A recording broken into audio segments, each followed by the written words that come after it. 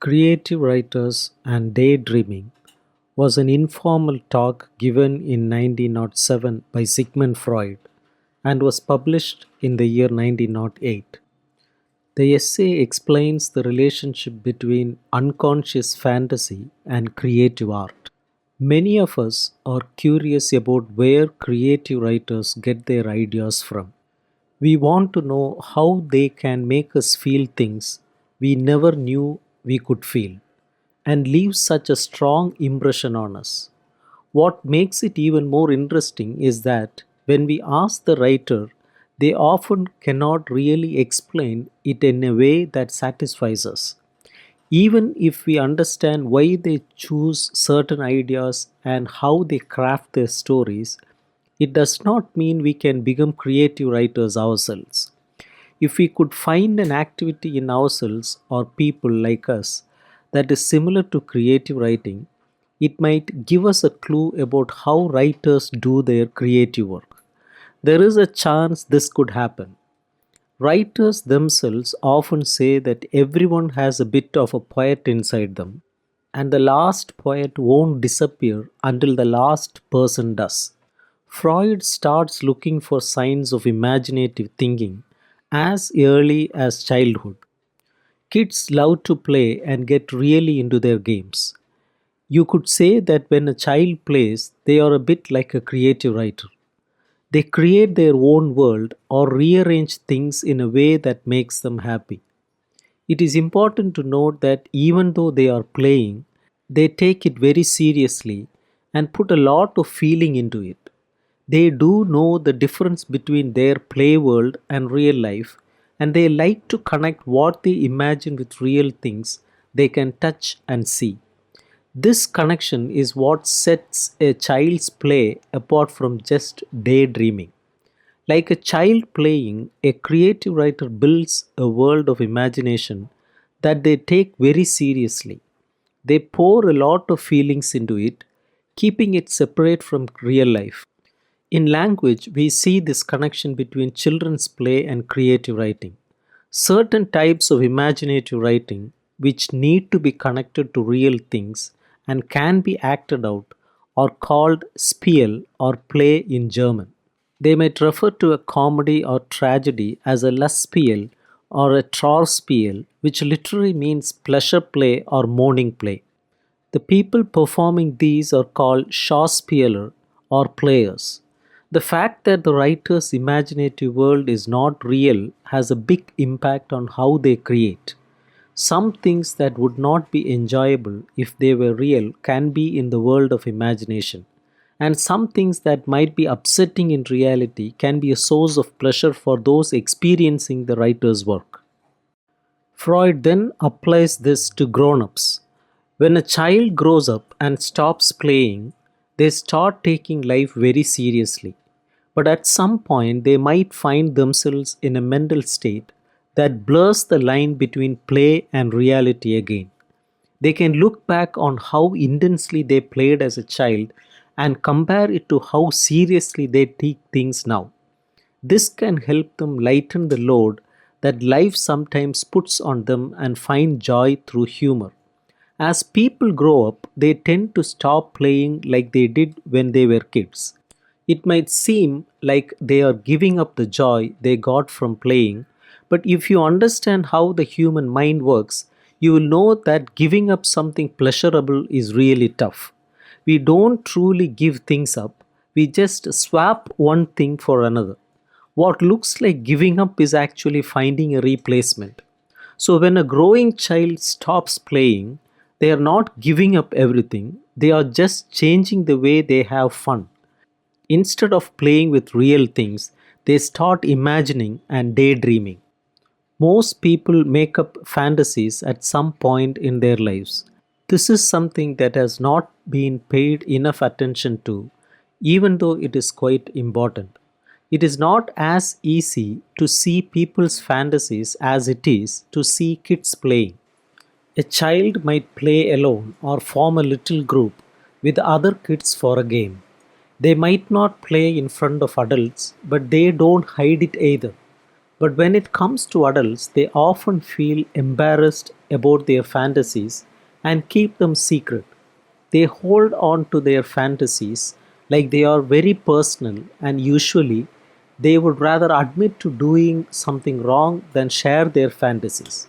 Sometimes an adult might even think they are the only one who comes up with these kinds of fantasies and not realize that lots of other people do too. The way a person behaves when they are playing and when they are fantasizing is different, but both activities are connected to each other. When a child plays, they are driven by a simple wish to grow up and be like the adults around them. They are always pretending to be grown up, and in their games, they copy what they have seen grown ups do. There is no need for them to hide this wish. For adults, it is bit different. They know they are supposed to stop playing or imagining and start dealing with the real world. Also, some of the wishes they lead to their fantasies are of a kind that should be kept private. That is why they often feel embarrassed about their fantasies, seeing them as childish or inappropriate. You might wonder, if people keep their fantasies so secret, how do we even know about them? There is a group of people who, due to a tough situation, are compelled to talk about their fantasies. These are individuals dealing with nervous disorders, and they have to share their fantasies with doctors in hopes of getting mental treatment.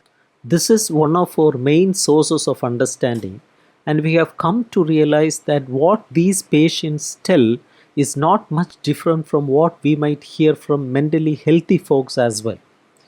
A person who is content and happy does not usually engage in fantasizing.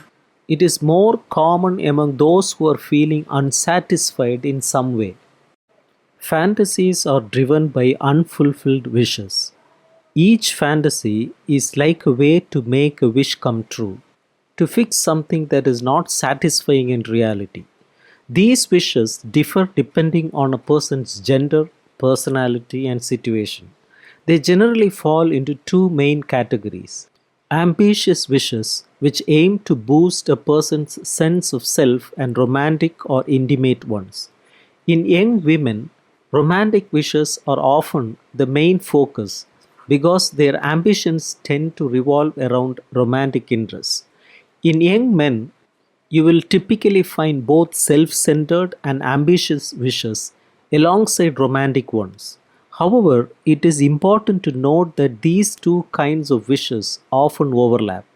Just like in certain paintings, where you might spot a small portrait of the person who donated the painting, in many ambitious fantasies, you can find a subtle presence of the lady who the creator of the fantasy is striving to impress. This shows that there are strong reasons why people keep these fantasies private. Society often sets limits on how much romantic desire is considered acceptable, especially for well mannered young women. And for young men, they have to learn to balance their self importance from their early years with fitting into a society where many others also have strong desires and demands.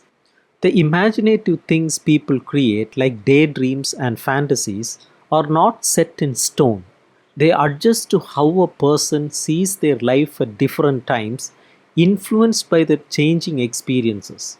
Each new significant event leaves a mark on these imaginative thoughts. Freud also discusses how time fits into these fantasies. They sort of exist between three moments in time that our thinking involves. The process starts with something happening in the present that stirs up one of the person's strong desires. This then brings up a memory from the past, usually from their early years, where that desire was fulfilled. From there, the person creates a future scenario that fulfills that same desire. So you have the past, present, and future all connected by this common wish. For instance, think of a poor orphan boy you have directed to a potential job. On his way there, he might start daydreaming about how things could turn out. In his daydream, he might imagine getting the job, impressing his new boss, becoming crucial to the business, even marrying the boss's daughter, and eventually becoming a leader in the company. In this fantasy, he is essentially recreating the sense of security, love, and early affection he experienced in his happy childhood.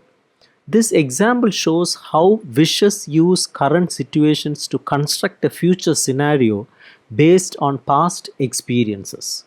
If fantasies become too intense and overwhelming, it can set the stage for mental disorders like neurosis or psychosis. Additionally, the distressing symptoms that patients talk about are often directly linked to their fantasies. This leads into a deeper discussion about mental health issues. Freud then discusses about dreams and tells us how it is related to daydreaming. The dreams we have at night are essentially like these daydreams we have been discussing. We can prove this through dream interpretation. Interestingly, language itself has cleverly pointed out this connection by calling the airy creations of imagination daydreams.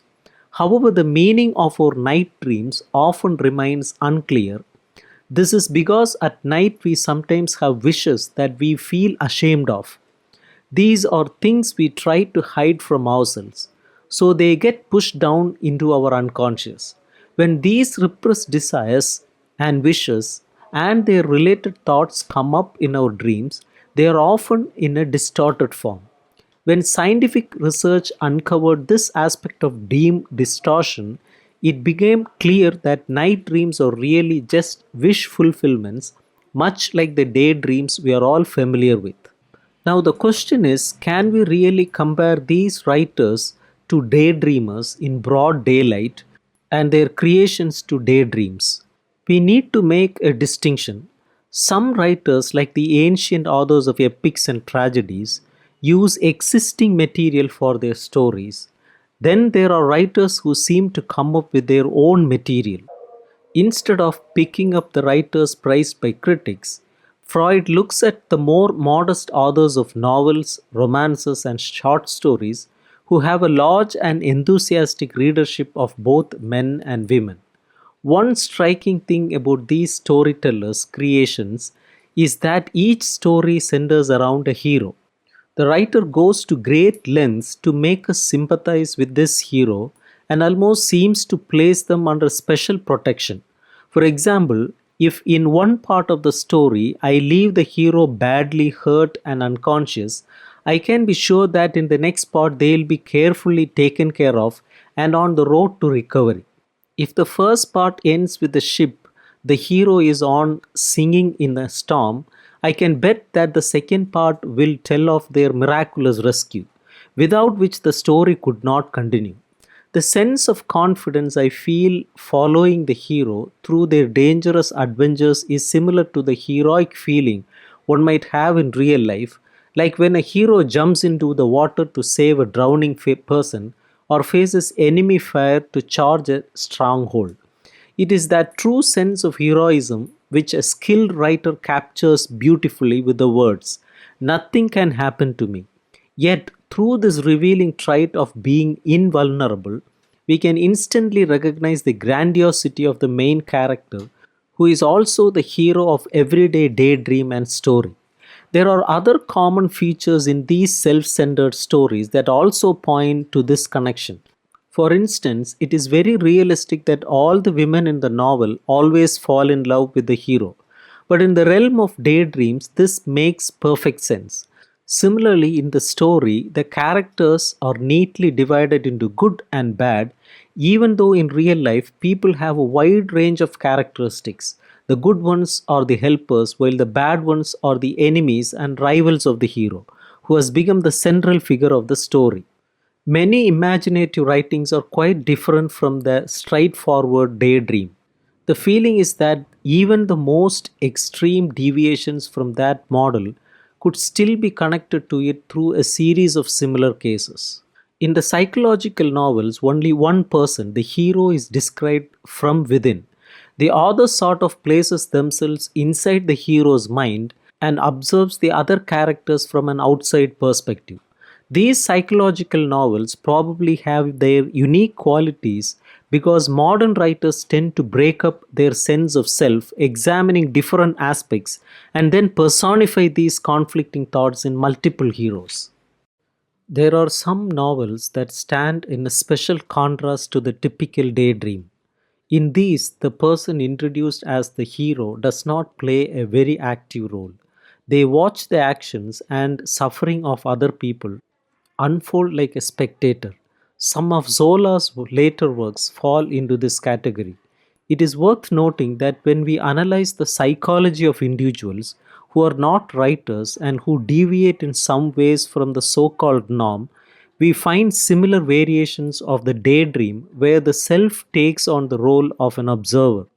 Keeping in mind his earlier idea about the connection between daydreams, the three time periods, and the underlying wish, Freud studies how the writer's life and experiences are linked to their works.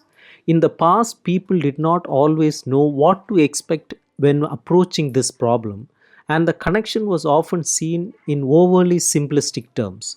However, based on what Freud has learned from daydreams, he anticipates the following situation. A powerful experience in the present triggers a memory of an earlier experience, usually from childhood. This memory generates a wish that finds its fulfillment in the creative work. The work itself will contain elements of both the recent experience and the older memory. Keeping in mind that the emphasis on childhood memories in a writer's life, which might seem puzzling, comes from the idea that a piece of creative writing, much like a daydream, is a continuation of and a substitute for the play of childhood. Freud points out to a different type of imaginative work where the writer does not create entirely new material but rather reworks existing and familiar stories. Even here, the writer has a degree of independence seen in their choice of material and sometimes significant changes to it. However, much of the material is drawn from the collective repository of myths, legends, and fairy tales. Our understanding of these cultural constructs is still incomplete, but it is highly likely that myths, for example, are altered remnants of the hopeful daydreams of entire nations, long standing dreams of youthful humanity. When a creative writer shares his or her stories, or what we might assume to be their personal daydreams, we experience great pleasure. This pleasure likely comes from various sources converging together. How exactly a writer accomplishes this is their deepest secret.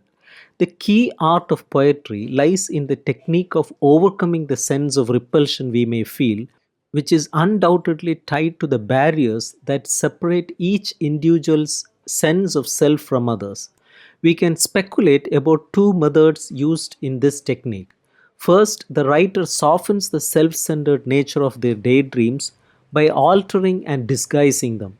Second, they entice us with the purely formal, meaning the aesthetic pleasure they offer in the presentation of their fantasies. We use the term pleasure for a kind of pleasure like this, which is presented to us to pave the way for an ever greater pleasure stemming from deeper psychological sources. From the Freudian view, all the aesthetic pleasure that a creative writer provides us has the nature of a pleasure like this. Our actual enjoyment of an imaginative work comes from a release of tensions in our minds. It is possible that a significant portion of this effect comes from the writer allowing us to now enjoy our own daydreams without feeling guilty or ashamed. This brings us to the brink of new, fascinating, and intricate inquiries.